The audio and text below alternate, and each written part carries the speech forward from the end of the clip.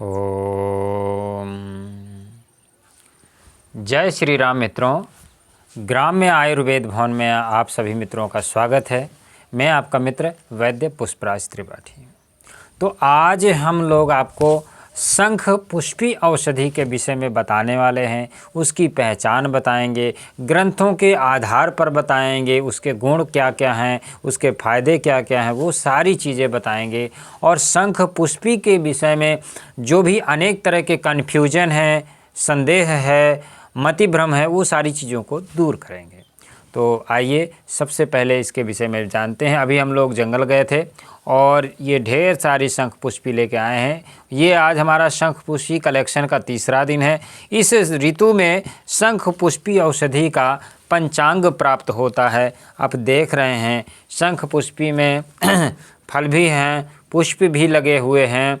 और हालांकि पुष्प जो होते हैं ना, अभी जैसे थोड़ा सा पुष्प दिख रहा है, तो क्या होता है कि ये पुष्प सवेरे सवेरे ब्रह्म मुहूर्त में खिलता है और दोपहर तक आते आते ये सिकुड़ करके पूरी तरह से मुरझा जाता है।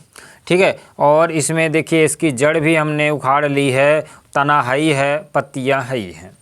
तो आयुर्वेद में जड़ी बूटियों की पहचान होना बहुत ज़रूरी है। कुछ लोग शंख पुष्पी अपराजिता को समझ लेते हैं। अपराजिता अलग चीज़ होती है, शंख पुष्पी अलग होती है। शंख पुष्पी लेकिन ये जो आजकल होता क्या है कि लोग किसी भी औषधि को जानना होता है तो झट से उसमें गूगल में डालते हैं, गूगल बाबा बताओ ये फलानी दवा कैसी है। ठीक है। लेकिन गूगल बाबा उसको नहीं बता सकता है। गूगल बाबा वही बताएगा जो फलाने ने ढिकाने ने लिख दिया है, या फेसबुक में कोई डाल दिया, कोई वेबसाइट में डाल दिया, तो वही गूगल बताता है। गूगल की अपनी कोई मेमोरी या अपना कोई लिटरेचर नहीं होता है। लेकिन आयुर्वेद में सबसे जो बृहद ग्रंथ है जड़ी बूटियों की पहचान के लिए, गुण धर्म को समझने के लिए, उस ग्रंथ का नाम है निघंटु। तो निघंटु में भी जो आपका बृहद निघंटु है, बृहद निघंटु जो है रत्नाकर जो ग्रंथ है, वो जो 4 भागों में है, ये अभी आप देख रहे हैं हमारे सामने रखा हुआ है।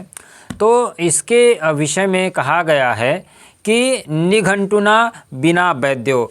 तो जैसे अभी हम देखेंगे कि ये आपका तीसरा और चौथा भाग है। निघंटु का जो है तीसरा और चौथा भाग है। आप पूरा देखिए, इसमें क्लियरिटी से दिख रहा है, ये तीसरा और चौथा भाग है। तो इसमें जो है औषधियों के विषय में सभी ग्रंथों में बताया, सभी भागों में पूरा विवरण पूर्वक बताया गया है कि इसकी पहचान क्या होती है। तो इसके विषय में आइए जानते हैं किस ग्रंथ में किस भाग में लिखा है, ये जानना बहुत ज़रूरी है। तो ये आपका जो शालिग्राम निघंटु का सप्तम अष्टम भाग है, 7वां 8वां भाग है। उस भाग में जो है निघंटु ग्रंथ में शंख पुष्पी यानी शंखाहुली के विषय में बताया गया। तो इसको जो है देखिए संस्कृत में शंख पुष्पी कहते हैं और हिंदी जो वर्जन है उसमें इसको शंखाहुली कहते हैं, शंखाहुली। तो इसका पूरा जो है वर्णन इसमें दिया गया है कि क्या क्या इसके गुण हैं, क्या क्या इसका जो है, क्या क्या इसका नाम है। तो आइए जानते हैं सबसे पहले इसके गुण के विषय में। उसके पहले आपको बता दें कि यही शंख पुष्पी है। इसका कई लोग कहेंगे कि भाई यही शंख पुष्पी है, इसका कोई प्रमाण है क्या? हाँ जी भाई साहब, बिल्कुल प्रमाण है। मैं एक हाथ से आपको किताब दिखाऊंगा और एक हाथ से आपको इसमें चित्र में दिखाऊंगा। देखिए जैसे इसमें लताएं हैं और लताओं के साथ में ये पत्तियां हैं, वैसे ही इसमें देखिए चित्र में जो पुस्तक में शंख पुष्पी यानी शंखाहुली का चित्र है, उसमें लताएं हैं और लताओं के साथ में पत्तियां हैं। ठीक है। बाकी इस पे पूरा लताओं का और पत्तियों का ही विवरण दिया है। तो जो शंख पुष्पी है वो ऐसे लताओं वाली औषधि होती है और इसमें छोटी छोटी पत्तियां लगी होती हैं। तो इसको शंखाहुली, और इसका नाम जो बताया गया शंखाहुली हिंदी शब्द है और शंख पुष्पी संस्कृत शब्द है। अब इसके विषय में कहते हैं कि इसका जो गुण है क्या कैसा होता है। तो शंख पुष्पी शरा मेध्या आयुष्मानस रोग हृत रसायनी कषाय उष्णा स्मृति कांति बलाग्नि दा कटुक शीतल स्वार्य कुष्ठ कृमि विष प्रणुत पाचक आयुर स्थिर करी मांगल्य पित्त नाशिनी लूता अपस्मार दोषग्नि ग्रह दोषस्य नाशिनी सर्वोपद्रव वहा प्रोक्ता पुष्पैर्भेदा गुणै क्षमा। ये शंख पुष्पी सारक है, मेधाजनक है, आयुर्वर्धक है, मन के रोगों को, मानसिक रोगों को हरने वाली है, रसायन है, कसेली है, हल्का थोड़ा इसका जो गुण है कषाय होता है, थोड़ा सा उष्ण होती है, स्मरण शक्ति वर्धक होती है, कांतिजनक होती है, चेहरे में ओज तेज लाती है और बलवर्धक है, अग्निदायक है, चरपरी है, शीतल है, स्वर को उत्तम करने वाली है, मंगलकारक है, अवस्था स्थापक है यानी आयु को रोकने वाली है, पाचक है तथा कोढ़ और कृमि और विष पित्त और अपस्मार ग्रह दोष सर्व प्रकार के उपद्रवों को दूर करने वाली है। सर्व प्रकार के जो शंख पुष्पी दो प्रकार की होती है, तो दोनों प्रकार के शंख पुष्पी के गुण लगभग समान है। तो ये तो देखिए हो गया आधार हमने बताया आपको ग्रंथों के ऊपर से। तो ये इसकी जो पहचान हमने बताई, इसके जो गुण बताए।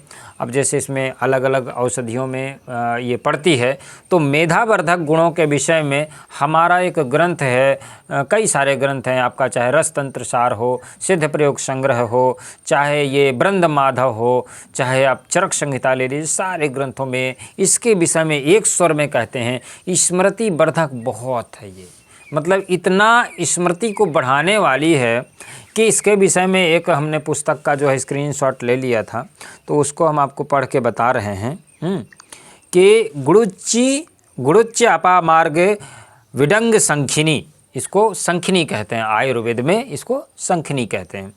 तो वचाभया सुंठी शतावरी समम घृतेन लीढ्यम प्रकरोति मानवम त्रिभिर्दिनई श्लोक सहस्त्र धारणम।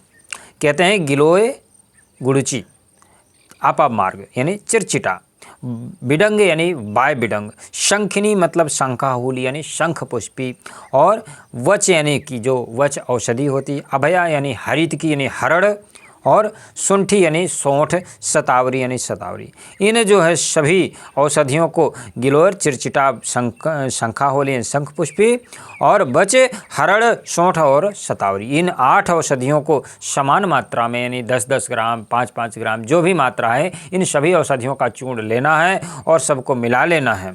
अब इस चूर्ण को 3-3 ग्राम की मात्रा में, 3-3 ग्राम की मात्रा में दिन में जो है 3 बार, मतलब इसको चाटने से क्या होता है, त्रिभि दिनई 3 दिनों में ही श्लोक सहस्त्र धारिणाम, सहस्त्र श्लोकों को स्मरण करने की सामर्थ्य आती है। और यह जो है जो मस्तक संरक्षक चूर्ण है, इसे हम लोग बनाते हैं। तो इसके लिए हम लोग शंख पुष्पी औषधि लाते हैं। तो शास्त्रों में इसका वर्णन आया है, कैसे कैसे इसका क्या क्या बेनिफिट है। हजारों प्रकार की मानसिक रोग वाली औषधियों में इसको डाला जाता है। तो बसंत ऋतु का समय चल रहा है, तो कृपया इसको जो है आप जहाँ कहीं सड़क किनारे या खेतों में जहाँ कहीं मिले, तो इसको ज़रूर आप जो है एकत्रित कर लें और इसका सेवन करें। ये जो फार्मूला हमने आपको बता ही दिया है कि क्या क्या औषधियाँ मिलाना है इसमें। गिलोय हो गई, अपामार्ग हो गया, ठीक है, वच हो गया, शतावरी हो गया, शुंठी हो गया, बाय बिडंग हो गया, शंख पुष्पी हो गया। तो ये सारी औषधियाँ जो है आप बढ़िया 8 औषधियाँ मिलाइए और मिला के चूर्ण बना लीजिए। चूर्ण बना करके जो है आधा चम्मच यानी 3-3 ग्राम की मात्रा में इसका सेवन करिए। आप देखेंगे वर्षों वर्षों की भूली हुई चीज़ें आपको याद आने लगेंगी और मेमोरी तो कंप्यूटर से भी शार्प हो जाएगी। तो इसी के साथ आज के लिए इतना ही। आगे मिलते हैं दूसरे वीडियो में। जय श्री राम।